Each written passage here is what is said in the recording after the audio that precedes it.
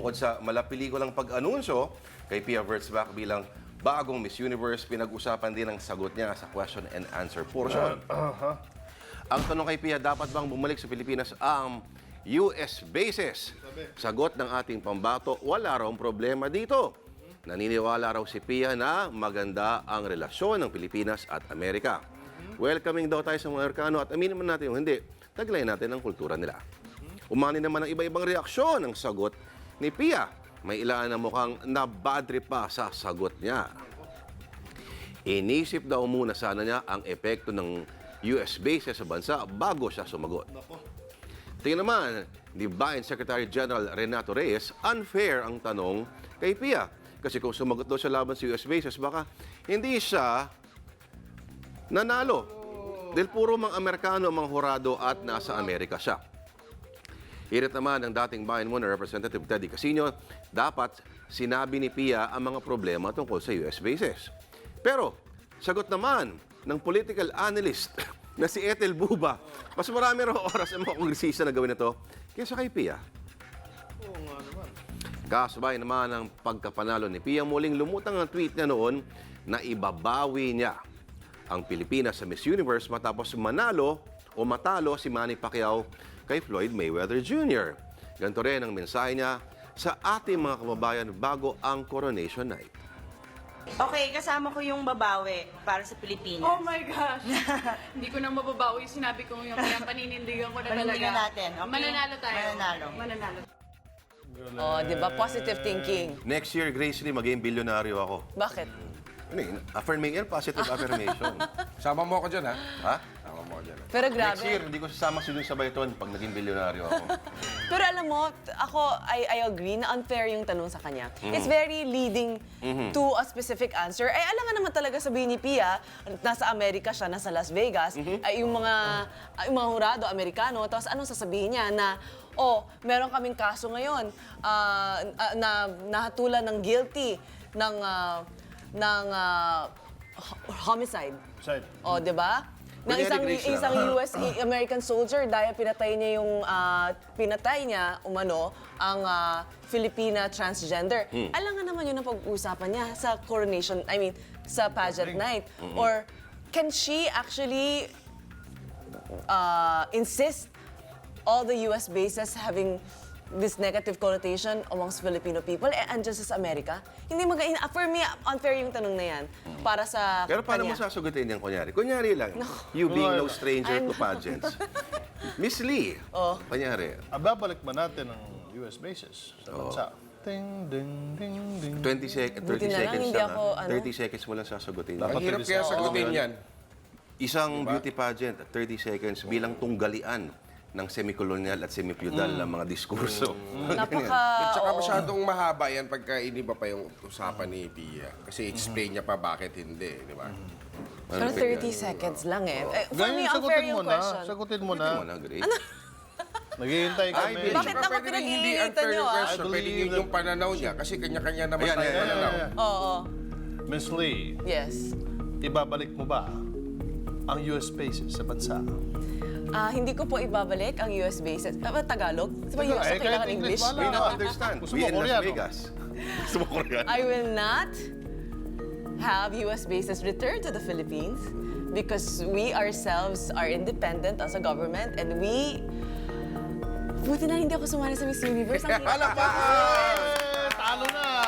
Thank you for that question, Ay, hindi, Miss pero Lee. ikaw, paano mo sasagutin? Nasa US ka, mga hurado Amerikano, nasa Las Vegas ka. How would you answer it? Sabihin ko, kayo ang may dahilan kung bakit mahirap ang bansa natin. Talo ka Ay, na. patalo ka na. Lalo na. Okay lang.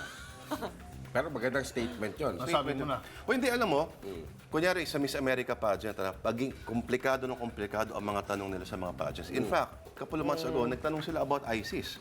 At ang tindi ng sagot, isang contestant. No? Well, matindi kasi yan. Kasi di ba criticize lagi ang beauty pageants for being vacuous. No? Kaya siguro bumabawi sila na lagyan naman natin ng gravity yung mga tanong. Siguro kaya umahantong sa ganyan. Tsaka Pero- nagre-research na rin itong It mga gets too nag-aaral na rin mabuti Pero para itong sa mga akin, masyadong sinasabi. political yung ganyang tanong ha, na hindi nga talaga fair. Mahirap nga naman. Oh, maintindihan ko pa kung hindi ginanap sa US. Sila kaya nga ang isali pageant. natin. Yung Sorry? mga nagsasabi. Yung mga, Ano yun, sorry? mga militante. Mga militante, sali natin sa ano. Oo. So, ano lang Matindi. pwede mo Kasi itanong? isipin mo. Ano lang Kasi pwede? mahirap talaga pag nandoon ka talaga. Mahirap i-juggle itong mga komplikado Kaya mga tayo niyan, bagay. John? Si John, Ako, di ko halimbawa. kaya yan, no? Halimbawa ikaw. Hindi, ako naman dyan, yung iba-iba yung opinion yan eh. Hindi, baka yun yung opinion. Hindi, dapat, okay, gawin mo yan na maganda ka, libo-libo yung nanonood. Tapos At naka... yung suot mo, ganyan. O, sige nga. Ang hirap di ko kaya. Ibabalik mo ba ang US Yan, Hindi sige, ko Jun. kaya. sa Pilipinas? Hindi ko kaya ang sagutin yan. Mr. Cebu, answer the question. Mr. Cebu. Sige na, tuloy na tayo. Di ba, ang hirap yan eh. Ay, pero alam mo, yung mga comment, Lalo na yung pag mga nape-pressure nag-comment ka. tungkol sa sinabi ni Ethel Buba, nakakatuwa. Ang daming natuwa kay Ethel Buba. At ako natutuwa ako kay Ethel Buba kasi parang for the longest time, medyo nega siya sa mga tao, di ba? Pero ngayon, parang, people are rallying behind her. Kasi tama nga naman yung sinabi niya, Congress, you have mas matagal ang panahon niya para pagtrabahuan yung sagot na yan and you've got more than 30 seconds. Tama nga naman. Sa bagay, Go, hindi, Ethel! Hindi, syempre, ano rin yan eh. Pag Miss Universe ka, or pag ikaw yung isang Manny Pacquiao, di ba? Kumbaga, dala mo yung buong bansa eh. At nasa center stage ka, napapanood ko na ng tao, parang you have to use that opportunity na masabi kung ano yung... Dapat sabihin. Iba sa bagay, yun ang gusto ni Pia, nung karapatan natin na pigilan siya. Or, lumalayo pa tayo eh. Babalik tayo sa all-encompassing, all-purpose sagot na maaari mong gamitin sa lahat ng mga pinaka-komplikadong tanong Ano? sa World Sagot. Peace. 2 words.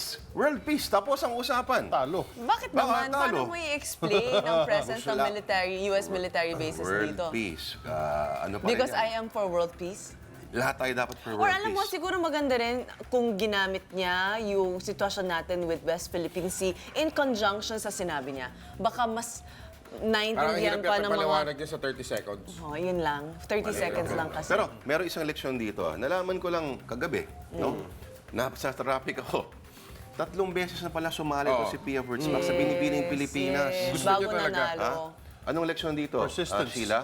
Try and try until you become. Hindi lang Binibining Pilipinas, pero Miss Universe. Persistence is Ang Gusto tindi. ko graduate ng psychology. Ako, best ako bumagsak ng organic chemistry. Hindi naman nangyari. So kaya kailangan talagang... Alam mo, Wag sinasadya kang- ng Diyos na hindi ka pumasa sa chemistry. Kasi Never kung give up. gumagawa ka na nasa laboratory ngayon, alam mo ba yun?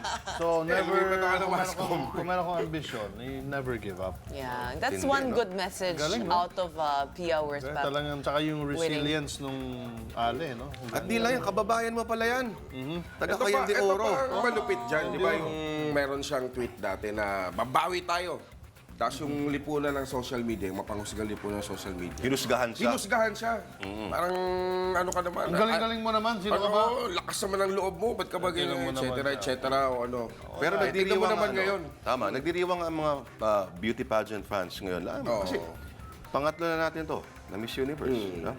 First time. Margie Moran. Historical talaga to. Kaya medyo Gloria iba Diaz, Margie yung Moran. emosyon ng mga kababayan din natin. Galing ni Pia. Oo. Pero nawaawa ako, ito yung pinag-uusapan ng mga tao. I'm sure kahit anong mga events or dinner, yesterday, I'm sure pinag-uusapan ng Miss Universe. Sabi nga ng mga tao, pero nakakaawa rin si Colombia. Oo. But at the same time, naawa rin ako kay Pia kasi ito yung 4 years and in the making na moment niya. Ay, nagkaaberya pa. Sabi nga ng kaibigan ko, yung hindi binalik ni Miss Colombia yung bouquet. Kasi yung hawak-hawak daw ni Miss Philippines, yun pa rin yung maliit na pang first runner-up na. Di ba? Tama lang din yun. no? Nataranta na yun. Nataranta na. Alam mo, Pero, ito- pero you know what? pero I would like to maganda. point Maganda out na nangyari. she was gracious all throughout. Si Wurzbach, si Pia. Very gracious. Pero maganda yung nangyari.